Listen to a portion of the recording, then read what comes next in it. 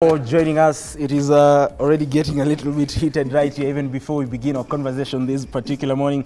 And in case you're joining us, thank you very much for being with us this particular moment in time, just in time for the big conversation surrounding what is happening in the country. And gentlemen, I just want us to begin with where we left at. And Honorable Julius Ruto, you were talking about matters security and all that. Now, I want to start with you, Akili, because all this cases of extrajudicial killings, and like I said, the Kenya National Commission for Human Rights says 71 cases of enforced disappearances have been reported so far, and they're investigating other 60 different cases of enforced disappearances. Now, there are certain concerns from certain quarters, and as Kenyans here in the country, all these happened under the watch of the new Deputy President, Professor Kithure Kindiki. I don't know what to make of that, because even in the front page of the Standard, they've listed a few people, and they've listed Rita Wainiwa. Talked about Starlet who was also killed in an apartment here in Nairobi. There have been cases of enforced disappearances. I know we had a conversation surrounding femicide, but there's the issue of femicide and there's the issue of enforced disappearances and extrajudicial killings. And this is something that even envoys from European countries in the country have raised concerns on, and have told the president, kindly crack the whip. I don't know from where you sit. First of all, the fact that we've had tons and tons of these cases in the recent months and in the recent weeks, how does that paint, first of all, the interior docket? I think this is an issue that shakes or questions our foundation, especially on security as a country, and it also goes to it touches the current DP, that is Professor Kindiki, because he was the immediate former cabinet secretary, especially during the protest where we saw many Kenyans lost their lives under the hands of the police officer. That's undisputed, because the reporting agency is a government institution, is a commission, is a constitutional commission that reported all these deaths and abductions and disappearances. And the police have been extensively blamed for their involvement in the killings and the disappearances. So I think some of the questions or some of the things that we expected, I would say I expected to see during the discussions about the viability of having Professor Kindiki as the deputy president, was some of the roles he played, or the role he would have played as a cabinet secretary in either ensuring these things don't happen, or they are managed during, or investigations are done when he was in charge of the interior. But unfortunately, that seems to have been ignored. And I say this because the head of state has appeared a number of times in the press and indicate that they don't have reports of these persons who have disappeared, or they don't have the data. And I think civil societies have made attempts to even submit a list of people who have been killed to the head of state, which I remember that day the same group was met with a lot of violence at the Harambee House, and the message was, the meeting was confirmed by the secretary, the principal secretary of administration in the Harambee House. So there is a lot of challenges when it comes to accountability by the state, and when the head of state denies that anyone was killed or abducted during even those protests, or even during his regime. So I think there's a lot of hypocrisy, and we need to wake up and smell the coffee, and we address the problem, because it is a problem, and the international community have also noticed there's a problem, the civil societies have noticed there's a problem, Kenyans are being killed, there's a lot of disappearances and murders going on, and most of them have been orchestrated by the state. And even if some of them is not by state, we need to also remember that state bears the principal duty of safety. And therefore, they must either take action of those, if it is cracking the whip on their people who are involved, or taking action against those individuals or criminals who are involved in taking away lives or forcing disappearances of these individuals. Because everyone has a right to live in this country peacefully, and everyone has a right to leave this country without fear. So when Kenyans start fearing that they're going to disappear and found at the borders of other countries, or in forest, or in quarries, then it makes everyone live with a lot of worry. Okay, fair enough. Odoyo, you are one of the people who really advocated, and you've been here severally, and you've advocated for Professor Kithure Kindiki. And we give credit where it's due. He has sort of dealt. He dealt with the issue of silencing the guns in the northern region. We give him credit for that. But on the issue of enforced disappearances and extrajudicial killings, this is an area that raises a lot of concern. I don't think there is any extrajudicial killings in this country in the last 1 year that can be directly attributed to the government of the Republic of Kenya. When the media and the activists choose to besmirch the government, choose to paint the government in black paint, we can do nothing. Even the international community will be getting information from the local media. There was a time here in the reign of Uhuru when hundreds of bodies were found in River Yala floating. But before that, there was never reports of forced disappearances. And these people actually disappeared, we found their bodies. Now, with the handful that we have been having, that the media has fished from wherever they can find, they are bringing them back to blame the government. And there is nobody who has died in the near past which has been proven to have been taken by the government agencies and found murdered. But people have chosen to besmirch the government. Coming back to Professor Kindiki. Before you go to Professor Kindiki, you said... Of course, what I'm talking about is in his docket. You've said before, previously, during the previous regimes, we witnessed... Found many bodies in River Yala. Exactly, in River Yala. And you've said we cannot, you don't think there has been any enforced disappearance and extrajudicial killing here in the country. That is what you've said. And there's no proof. Attributed to government. Fair enough. Of those bodies that were found in River Yala, can you say they were actually, those who were probably abducted by the state and killed, those found in River Yala in the previous regime? I haven't said as much. I was bringing that on the matter of forced disappearances. The media never reported to us that people are disappearing, but later we found people were actually disappearing. Where was the media then? That is what I am bringing forward. Where was the media when people were abducted and murdered and thrown in River Yala? They never reported. But in the Ruto regime, everybody wants to talk about forced disappearances, even ladies who have been abducted in Airbnbs where they went with people they trusted most. We're not talking about femicide here. We're talking about forced disappearances. And the fact that I've given a lady as an example doesn't mean I'm only talking about ladies. There are also men. I gave an example of a man who was abducted in Siaya by criminals, murdered, and later it was found actually to be criminals. So we can't attribute every forced disappearance to the government. The government is not in the business of killing its own taxpayers. Now let me ask you one more question.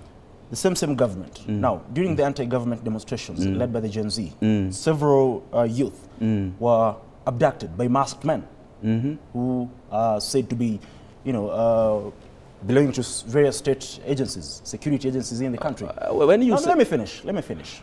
Now, most of them were found dead. And I highlighted one particular case of a student in JKUAT called Denzel Onyango, I believe, who was abducted and his body was found in a quarry. Even if you want to say the government is not involved in his abduction and his death, what has the same government done to ensure that those who were involved are brought to book? You done? Yes, I'm done. First, let me tell you, politics is a very dirty game. The very people who organized the coup against President William Ruto using Gen Zs, and then they come telling us it's organic, are the same people who are arranging this murder so the government can be painted as dark as possible. Let us not be cheap in our thinking. Let's think deeper. If I want the government to be painted as dark as possible, there are people who would assault people, people who would abduct people, kill them, and come back and blame the government for that. Do you have any proof in relation to what you're saying? Do you have any proof that is the government doing it? No, I've not accused the government. I've said even if it's not the government that has abducted you have accused it here several times. Listen. I've said even if it's not the government, what is the government doing to address this issue? But you've said there are people who are behind the demonstrations and they are behind these murders, and then they come back to blame the government. Do you have proof? When we are debating this, we have to explore. I know politics. Politics is a case where, if you want, but no, there's something I wanted to say, and you cut me. I wanted to tell you about Kindiki. Before Kindiki became the DP, nobody blamed him for anything about insecurity. People were talking about the IG, people were talking about the PS, people were talking about the DCI. Immediately Kindiki was sworn in. Every matter that has gone wrong security in this country has to be placed on it. I know it's the apex. Wait, you will come in. I know it's at the apex of security agencies in this country. That I know. But this is not the first time we are getting this level of insecurity in this country. We have always had it. But the media has chosen to look for every matter of insecurity, bring it back, and blame it on the government of the day. Now, let me ask you. I do believe you live in this particular country. I do.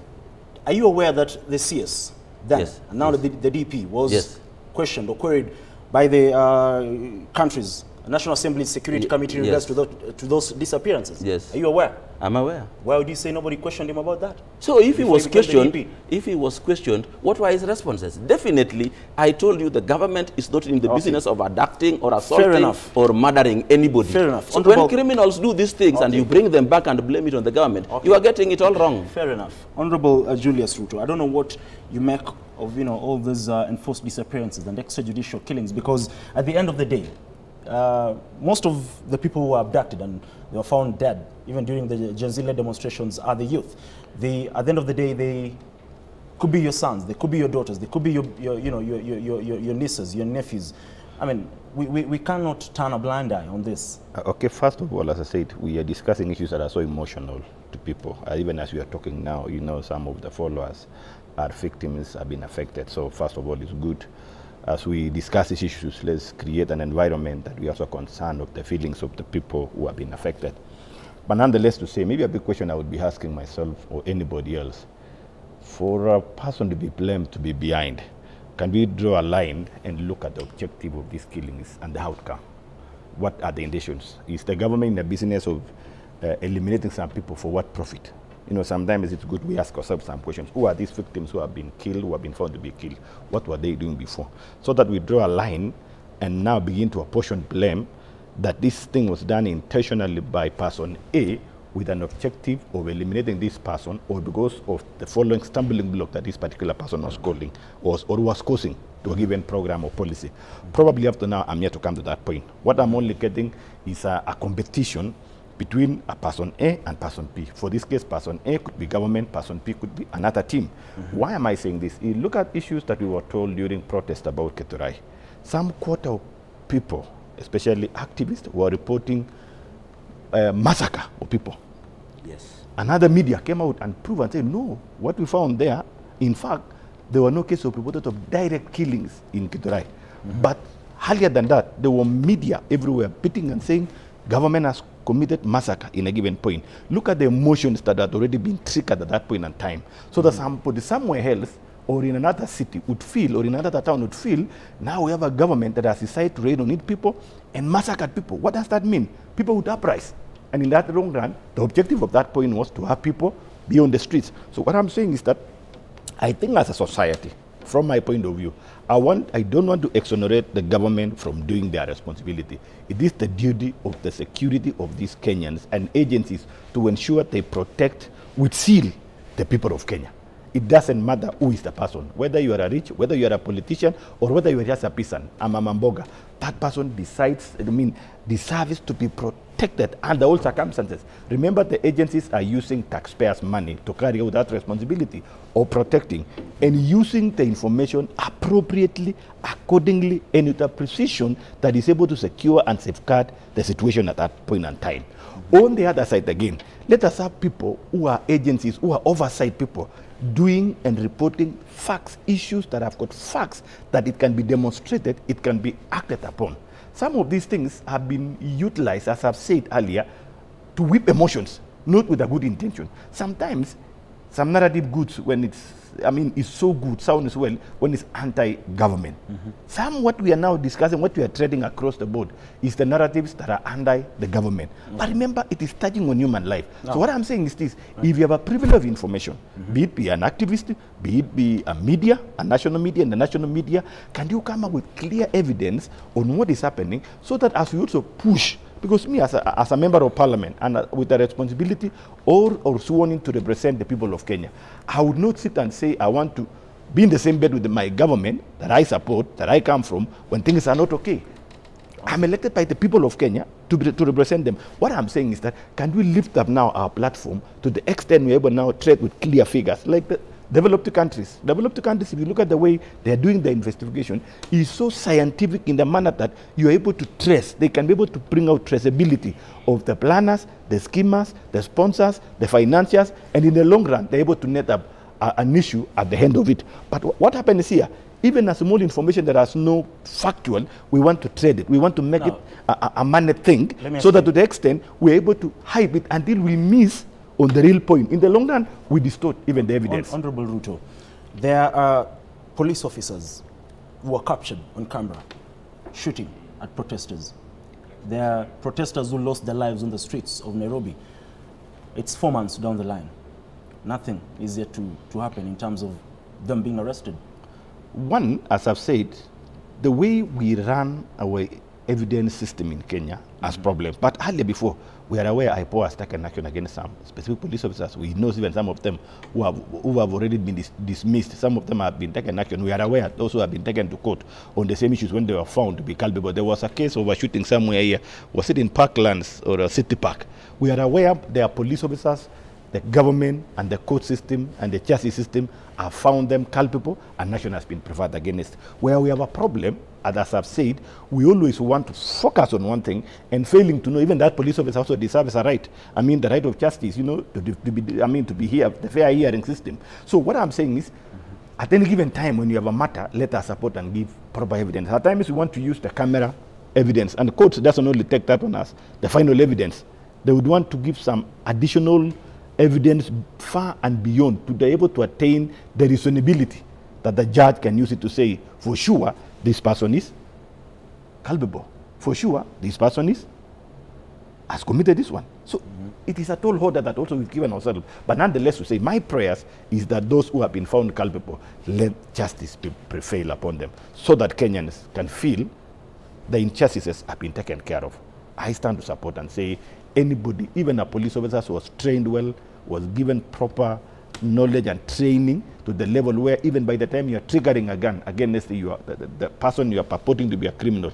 But sometimes some police have been forced to use such level of action to prevent an action that they are within their own judgment at that point in time.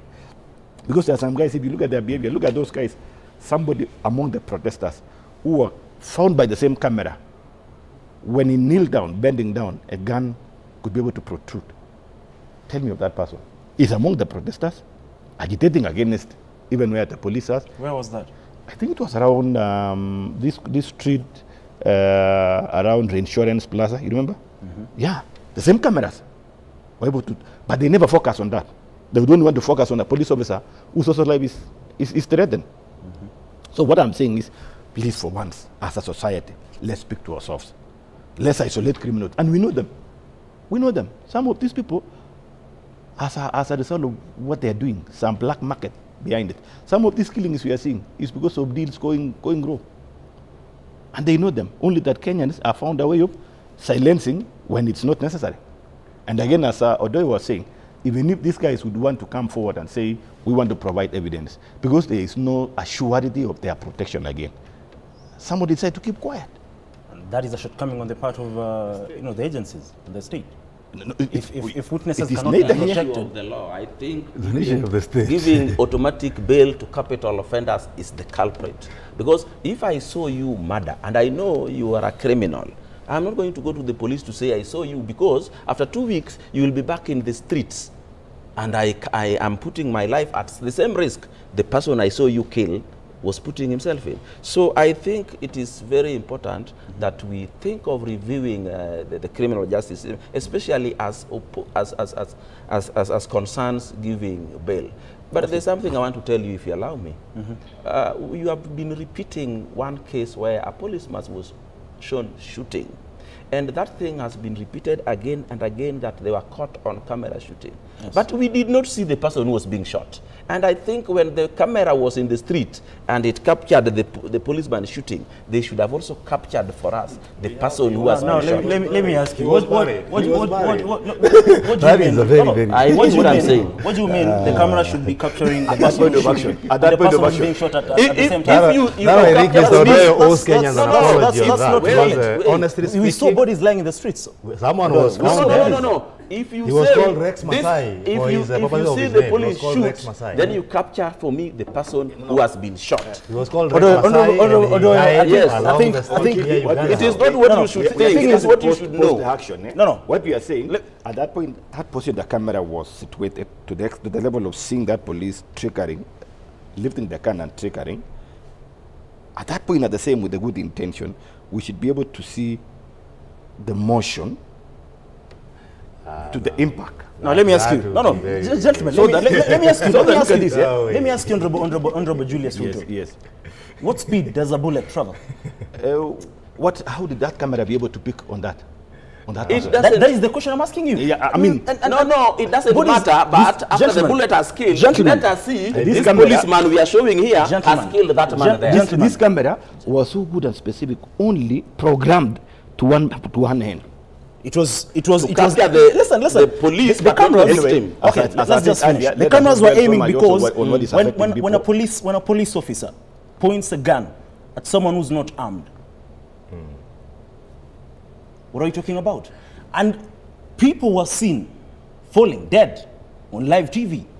So you cannot say we only saw a police shooting, but we didn't see anybody falling. If you show me a person falling dead on live TV today from your library, you will not show me. I think. Stop thinking. Apology to Kenyans because I don't owe anybody an apology. I have not talked about that Masai of yours. I have talked about this video that has been repeated here of a policeman who shot. It was actually human level rage, but we were never shown the person who shot. Are you aware? We have more than 60 Are you aware, Odoyo, yes, that a gentleman's brain was blown out? Yeah, yes. Right outside. Where was it blown out? Just when he had breached parliament. No, it was outside parliament. You know the MPs He was outside parliament. It doesn't matter whether it was outside, but they were breaching parliament. He was on the streets.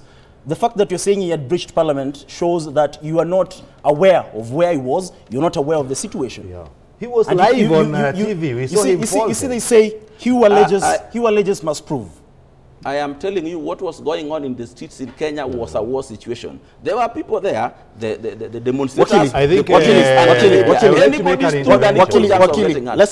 give Wakili a chance. Do you know how many people? Do you know how many people would have died? Yes. I would want to say the action of that day should not come again. It was so life-threatening, traumatizing. The fact that, of course, we were in parliament. The fact that we are alive today, we want to thank God. The aspect of people going beyond limits, what I would want to encourage our young What do you mean go beyond limit? I mean going attacking parliament to the level of going how was attacking parliament? People were killed in the streets, not in parliament. No, I'm saying, and I'm just giving, it happened around that point and that time.